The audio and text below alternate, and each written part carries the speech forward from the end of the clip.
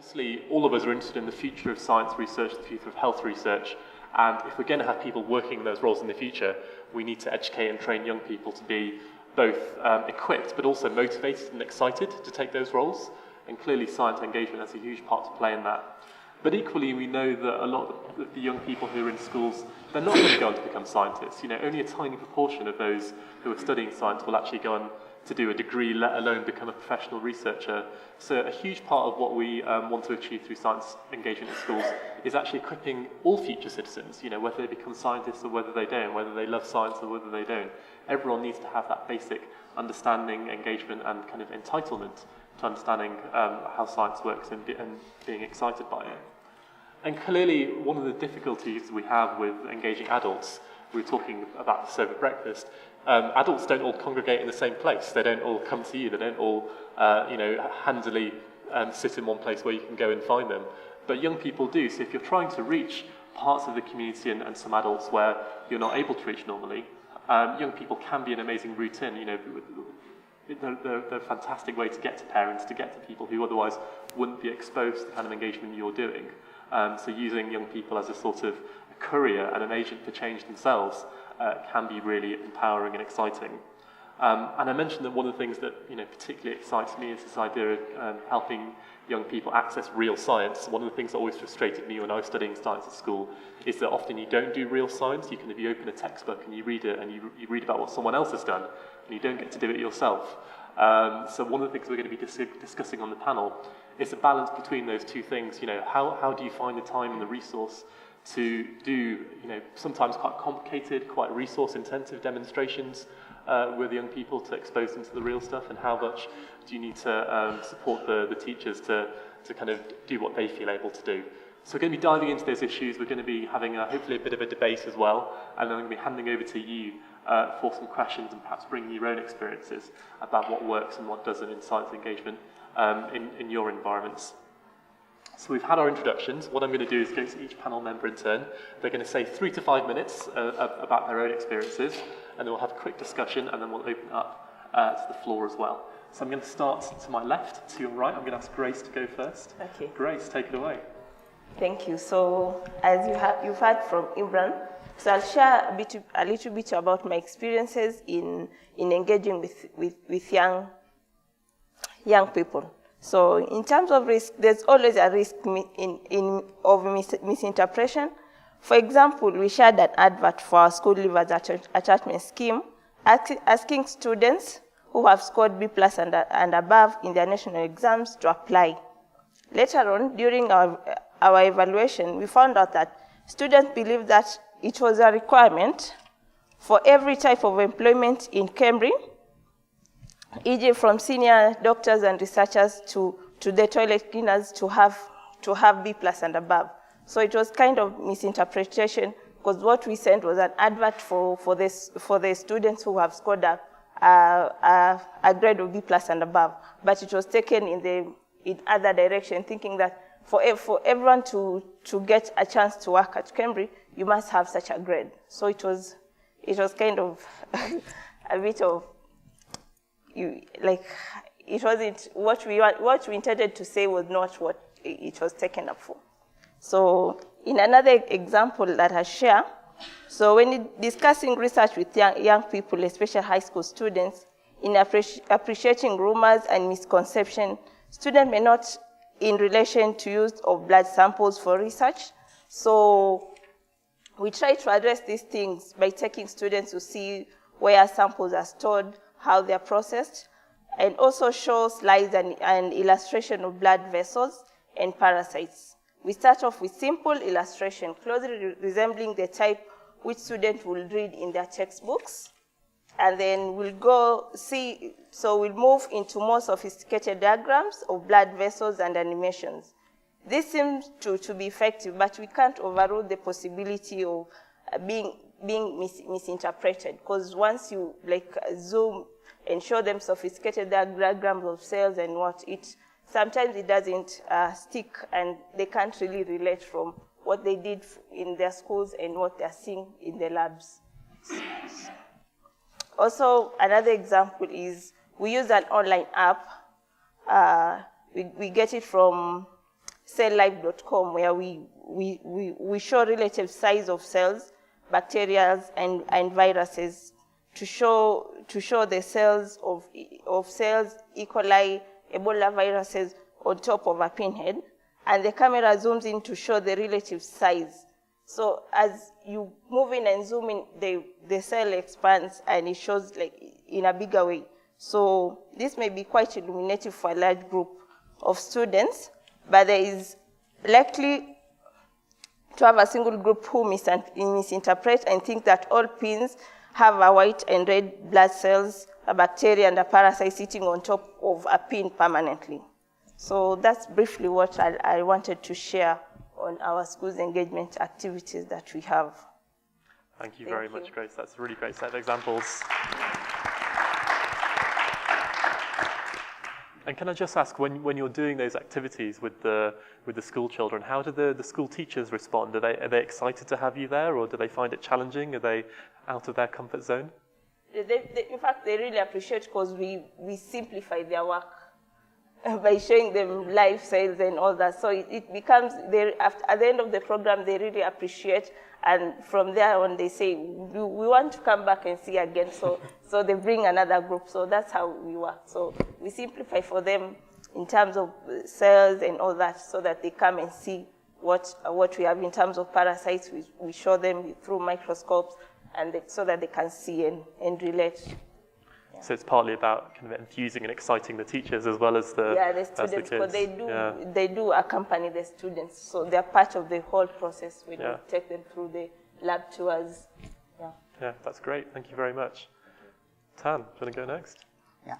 So I am continuing the session with some reflection on the values and the risks that we have realized from our current work with the school children. And but before, I would like to briefly mention about some key engagement modules that we have developed for doing school engagement with science. And our first model is about a school-based magazine science article. That's we engage scientists, both Vietnamese and foreigners, to write weekly articles and to give a monthly Q&A session for students about science. And based on that, we also encourage the scientists to develop questions to run an annual science communication for school students across the whole city. And our second model is school-based science club, which is a model of 6-week research project that's mostly conducted by students at the school. Because we do this, because we think that in order to support the students to learn about scientific process, as well as to build their capacity of using art in order to inform their friends, their teachers on their secret research results. And we do have a science communication event through a website that we call Chat với nhà khoa học. It means like chat to scientists. Yeah. So we will run the event through the website in order to allow an opportunity for scientists and children to communicate, to interact with each other on the life and the work of the scientists. And each event takes place for a period of 2 weeks and all happen through this website. And now our final model is about using social media, which is Facebook. Twitter is not popular in Vietnam, but Facebook is very common and very easy and accessible for everyone. So we use it in order to host some kind of like hashtag campaigns, which stimulate the science conversation between scientists, school students, and their friends. And we also use Facebook for like public voting for those science performance that's delivered by school students. And among these 4 model engagement, we realize some very common value that we realize from these four engagement model is that they are all completely led by school students and scientists. So the scientists and the students actually are key agents to generate their mutual interactions and then build their science conversation move on. And we do see some other benefits that valuing from these current models, like the science article written by scientists are delivered in deliver it directly into schools with a huge, like a large readership of like 60,000 copies per week. But on the other side, we also see that it's very hard for us to measure the impact, the influence of these articles when a student they read them. And the school science club is a new idea of us, which we provide opportunities to bring scientists, science teachers, and science university students come together to work to develop this material for the school to learn about scientific process through doing by themselves. And this model also leaves sustainable material for school teachers who want to teach their students about research. Yeah. And the I Am Scientist, we're lucky because it was tested to run successfully in many other countries. Yeah. And it's offer a very flexible way for the scientists to participate in science communication events, where the scientists they can join from anywhere. So they can join the events from their workplace, from home, in a cafe, or even from overseas, in order to talk with the student about their science, about their research work. And the student in these events also, while receiving information given from scientists, they can be able to just independently about the communication, about the performance of the scientists while interacting with them. And lastly, about social media. Yeah, it seems easy, but we see some point that in order to engage people like scientists and students to join our social media campaigns, they must be kind of active Facebookers in order to invite their friends to start the conversation, and then know how to maintain the conversation, keep moving. Yeah. So that's a brief reflection on our schoolwork that we have been running at the moment at our group. Great, thanks very much. And I just wanted to know a bit more about the scientific projects that you get the young people to do in the schools. Yeah. Has that been challenging in terms of making sure they've got the right resource and right equipment and the right time? How do you make sure that can happen okay? Actually, the advantageous thing is about we build the material together with the science teacher. So first thing we mentioned to them that, so they are the people to recommend a topic for us, and the topic must be relevant within school facility and school curriculum. So the teachers recommend the topic? Yes, yeah. Okay. But on the other side, we do recognize some disadvantages on running this model because it conducted mostly in the schools. So at some point, the student they lack of the scientific equipment in order to do their research work. And on the other side, we also see a challenge to make it sustainable in the long term, in terms of funding for school to carry out the activities. Yeah. Okay, thank you. Might return to that later. Yeah. So Hephzi, we've got you next. Yes. 3 to 5 minutes. Go okay. So I'm speaking from the UK, not Ghana now.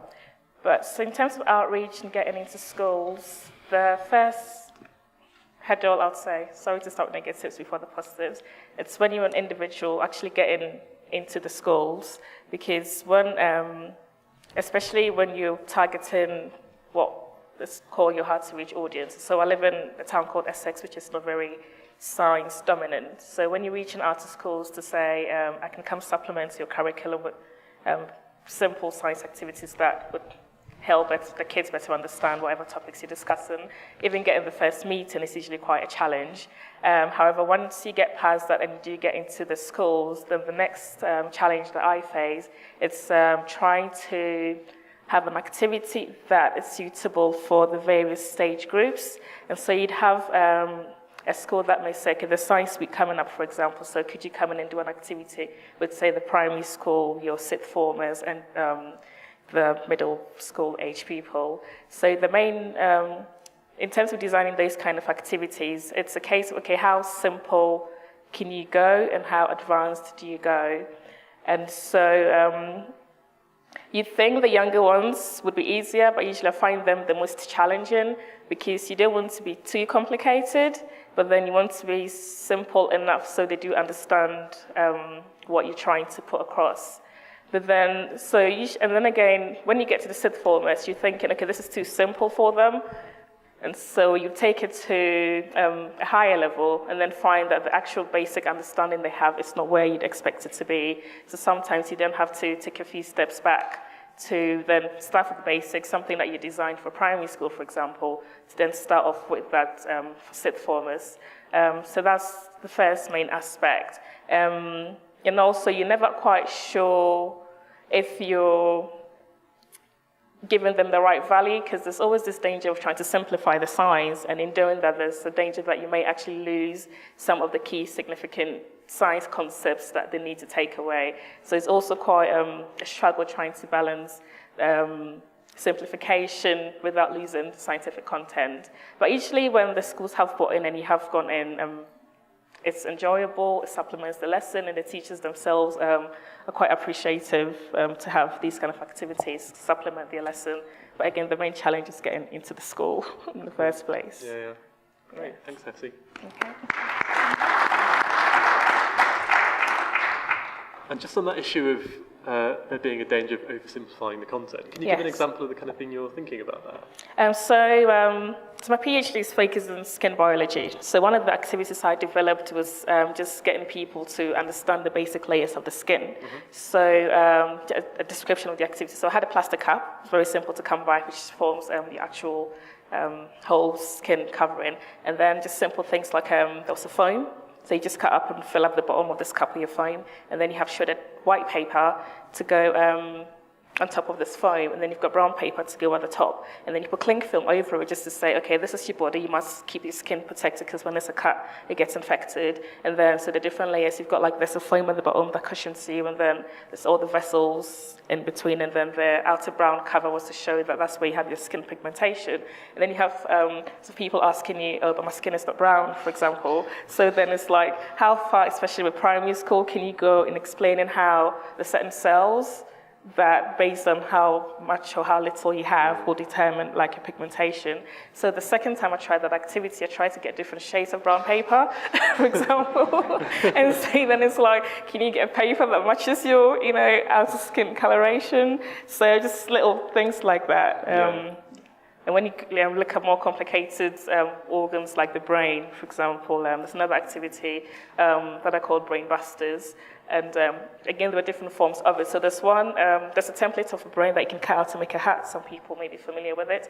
So for your primary school, you just get them to color into the different parts of the brain. Did I say heart a few minutes ago? No. You get them to color into different parts of the brain to show what each part does. But then when you take that same thing to the more adult students, they didn't want to be coloring into different parts of the brain. So how then do you, how far can you go in trying to explain how the actual brain works without confusing them or putting them off the whole activity, because they don't get confused, they're not interested. Very things interesting. Like that. I think we might touch on that in Bella's session on metaphor as well. Lots of common themes coming up. Great, thanks, Hephzi. Frank, lastly but not least. Thank you. I'm coming from Zimbabwe, and the context in Zimbabwe is that students who pursue any academic endeavor do it mainly for economic reasons. And so when they choose careers, they choose a career that they think will give them an economic advantage, personal economic advantage. And therefore sciences, when they look at sciences, they end up just choosing medicine, and particularly being a doctor, because a doctor historically was seen as slightly higher in the economic ladder. And so to pursue the other sciences like biomedical sciences and being a scientist it's not, sorry, my microphone, it's not an option. So our focus for our program is to generate interest, the visibility first of biomedical science and interest in biomedical science. That's our chief objective for that. So what we do is we carry out science camps where we bring students from different schools according to provinces, and then we take them through some experiments on medicinal chemistry and genomics, and we do some career guidance. But the way that we do it, because our target is to generate interest, we try and connect the science that they learn as theory with real experiences that they have in their communities. So the idea is to get them to ask questions, why certain things happen the way they do. And the moment they begin to ask those questions, we get on to the practicals as a way of trying to answer them. And then in the end, they have interest in saying, oh, so we can really solve these problems if we really take up the challenge of biomedical science. And in those camps, we then challenge them to say, look, we have got a situation in Africa that we need to correct. And that situation in Africa is that there are not a lot of innovations, inventions, and solutions that are generated by Africans. So that if you are looking at the contributions of Africa in science, they are very minimal. And it gives an impression that Africans don't have the capacity to think. Yet it's because our priorities are, we are focusing on personal economic empowerment. And therefore we don't seem to have time to also participate in thinking. And so we kind of anger them by doing that.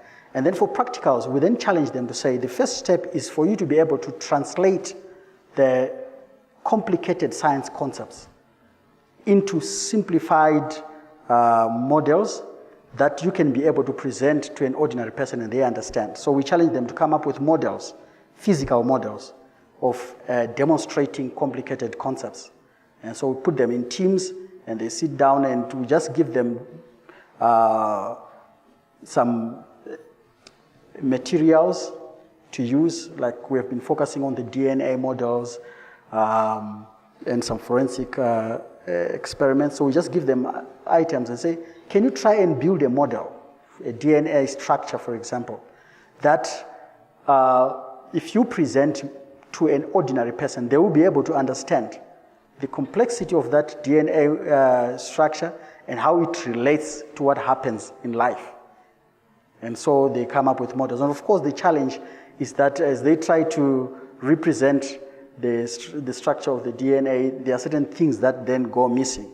But what we then do, because the teachers will be there, we're also challenging the teachers. So we want you to evaluate the different models that they are coming up with and see which one closely resembles the actual thing. For example, most students would find it difficult to represent, for example, double bonds, single bonds, and so on in their structures. But we challenge them. We need a model that will be able to actually represent that without losing the concept. And then that becomes fascinating. And after that, they go back. We challenge them, go back now and find someone who has no clue about science or biomedical science and explain to them and give us feedback. So the teachers go back with their students. They build a model first for their school. And the model causes fascination. Students want to understand what is this model about, and then they start communicating and explaining to the other students. And they do the same with their own parents back at home and give feedback. So we have seen that it is now generating the interest that we're expecting to. Great. Thanks very much, Frank.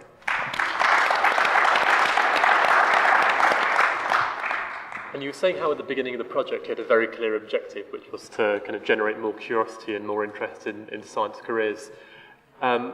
Did you accomplish that? And also, have there been any other impacts that you weren't expecting that have happened? What are the other good things that happened that you didn't plan for?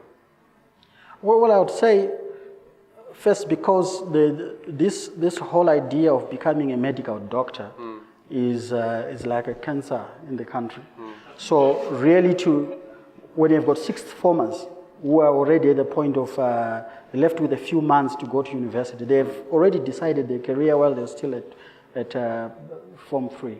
And so changing them over a few months to say, no, we can consider this route has been a fascinating experience for us. But we have seen that a lot, we've had a sizable number of people who have really said, no, we are now taking this route. Primarily because they just were not exposed. And so the moment they came in contact with the information, they said, we are changing almost instantly. But of course, then their parents who were looking at the children becoming medical doctors then become a hindrance because they start saying, what is this you are talking about? Be a doctor, this is what we were expecting you to do for the past 3 years. But we've had some few who have really decided we are changing and they change. Okay. And how about the other guys? Have you found the role of parents to be positive or negative in the kind of work you're doing? Yeah, so maybe I'll share a little bit of the school leavers attachment scheme, where we recruit 9 students from Kilifi County for a 3-month attachment scheme. So most of them are the students who are going to the universities, and they've already chosen their careers. So for us, we take them through different departments, ICT, labs, wards, so they get to get a feel of what is happening in all the departments. So at the end of which, some of them change, and then also it becomes so, sometimes we are forced to do counseling and like talk to them and just weigh things out and discuss with them about their career choices after they've gone through the process. So it becomes quite a challenge because parents know my son or my daughter is going to do this. Then they come through us, then we change their mindset. So it becomes very hard, and then at the end of which we leave it to the student to decide what their interest is. Yeah. Okay. And what about that issue of trying to get across kind of complex information and almost putting it in the hands of the young people? How do you find that works? Do you ever worry that they're going to get it wrong, or do you think that's just a risk you have to take? Thanh, how about you? I think our idea is about trying to encourage, to give as many as possible the opportunities for the students to participate and to explore their point of view on science. And the more they get involved, the more they build better appreciation on science. That's it. And so we do much worry about okay, this is right, this is wrong for the students when they participate. Okay. And one thing is very lucky, a bit different from our traditional educational context, because most of our activities mainly organized in school. And within a school context, there is a very strong mutual influence or relationship between students and their teachers. So the school and teachers agree to collaborate with us. So we get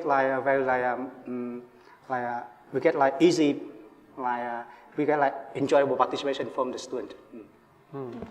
That's really interesting, because I think often in the general public, people think that scientists have all the answers and there's always a correct answer. Yeah. But you're talking about the important thing is they participate and they ask questions, not necessarily have the right answer. Yes. This must be a really different approach. Yeah.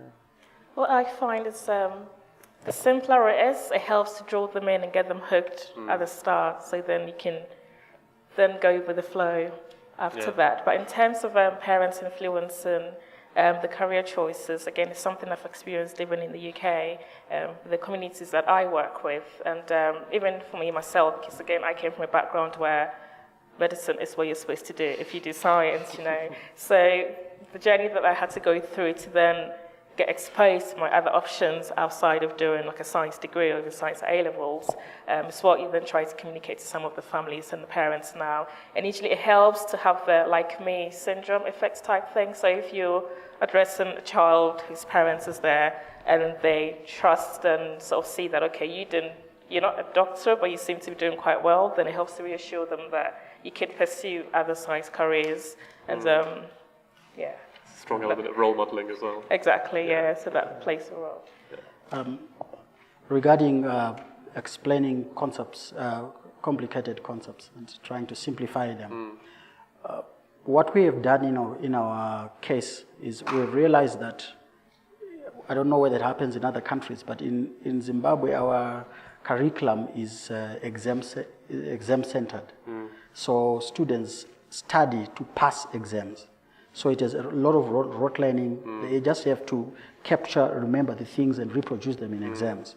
So if you take an approach where you want to then simplify a complicated concept using models, it becomes difficult because they are wired to just remember. Their battle is to try and remember, to capture and remember. So what we have done is we have said, let's do it the reverse way. We start from a real life problem, an issue that affects them in their community, and ask the question, why is this happening like this? For example, the issue of albinism that was being discussed yesterday, where we say, we start just a social discussion to say, what do you think about albinism? What probably causes it? What is, so as we interact with the social aspect of albinism, the emotions that rise out of that generates the interest to want to understand why in the first place does it happen like this? And then we start moving backwards to explain the scientific concept. So now they become more interested in knowing the details because they are desperate to understand why it is happening like this. Yeah. And unless that interest is there, really being able to download the complex scientific issue will be difficult. Yeah. You see that all the time, don't you? You can get across the most complex thing in the world. If the person is desperate to learn, it doesn't matter how complicated it is. Yeah. That's really true.